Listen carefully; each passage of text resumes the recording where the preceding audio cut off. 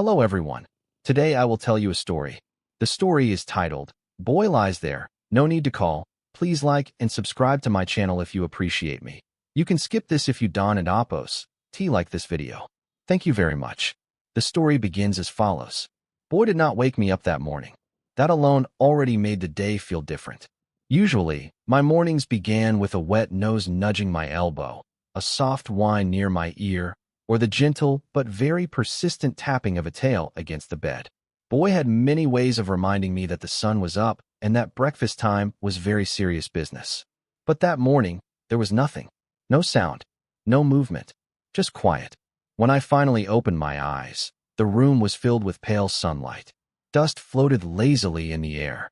And there, on the cool tile floor near the window, Boy lay stretched out on his side, his belly rising and falling slowly. He wasn't asleep deeply. His ears twitched once, just enough to let me know he was aware of everything. He simply chose not to move. Boy, I called softly. He didn't respond. Not because he didn't hear me, but because he didn't need to. His eyes opened halfway, calm and gentle, meeting mine for a brief second. Then he closed them again, as if saying, I'm here. That's enough. Boy had a special talent for being present without demanding attention. When he wanted something, he made it very clear. But when he didn't, he could lie there for hours, perfectly content, existing quietly beside me. That morning, he seemed especially peaceful, like the world had slowed down just to match his breathing. I got out of bed and went about my routine, brushing my teeth, making coffee, opening the curtains wider. The whole time, Boy didn't move. But wherever I walked, I felt him following me, not with his body, but with his awareness. Every sound I made registered in his ears. Every movement was noted. He was watching without watching. When I finally sat down on the floor near him, Boy opened one eye again. I didn't touch him. I didn't call his name. I just sat there, letting the silence exist between us. It was strange how comforting it felt. In a world where everyone seemed to be calling for something, messages, notifications, responsibilities, Boy lying there quietly felt like a small act of rebellion. He didn't ask me to entertain him. He didn't ask me to speak. He didn't ask me to do anything at all. He was simply there. And somehow, that was enough to make the morning feel complete. As the day went on, Boy followed me, not closely, but consistently. If I moved from the living room to the kitchen, he'd appear a few minutes later and lie down near the doorway. If I sat at my desk to work, he'd choose a spot just behind my chair, close enough to feel my presence, but far enough to give me space. He never once barked. He never once asked for attention. He never once made me feel rushed. It wasn't that Boy was being lazy. He still got up to stretch, to drink water, to sniff the air when something interesting passed by the window. But after every small activity, he returned to lying down again, settling into the quiet rhythm of the house. At one point, I accidentally dropped a pen. The sound echoed sharply against the floor. I expected Boy to jump up, alert and curious like he usually was.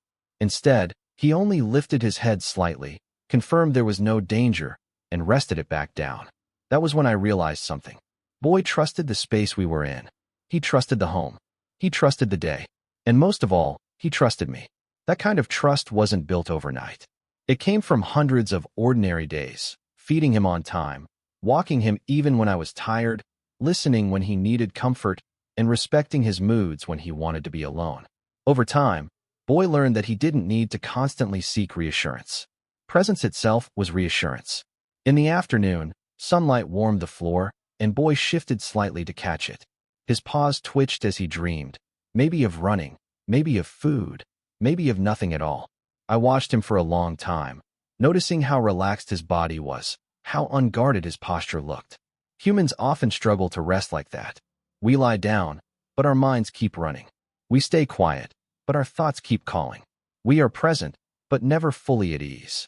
Boy, on the other hand, had mastered the art of staying without clinging. He didn't need constant interaction to feel connected. He didn't need words to feel understood. In the evening, when I finally stood up and stretched, Boy rose too, slowly, casually, like he had all the time in the world. He wagged his tail once, just once, and leaned gently against my leg. No excitement, no urgency, just quiet companionship. That simple gesture said more than barking ever could. Night came softly. The house grew quieter, wrapped in dim light, and familiar shadows.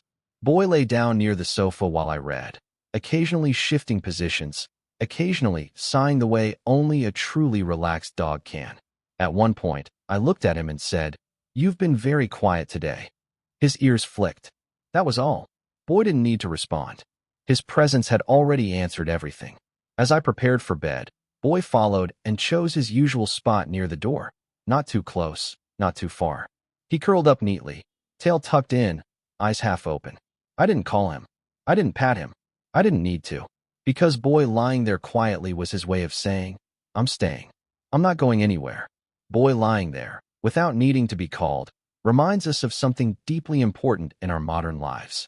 We live in a time where attention is constantly demanded by work, by technology, by expectations from others. We feel pressured to respond quickly, to speak loudly, to prove our presence through action. Yet Boy teaches us that true connection does not always require noise or effort. From Boy, we learn that being present is often more powerful than being busy. Sometimes, the best way to support someone is simply to stay close, quietly and patiently, without demanding anything in return. In our relationships, with family, friends, and even ourselves, we don't always need to fix, explain, or react. Listening, sharing space, and respecting silence can create deeper trust and comfort. Boy also reminds us to trust the environments we build. When animals feel safe and respected, they reflect that calm back to us.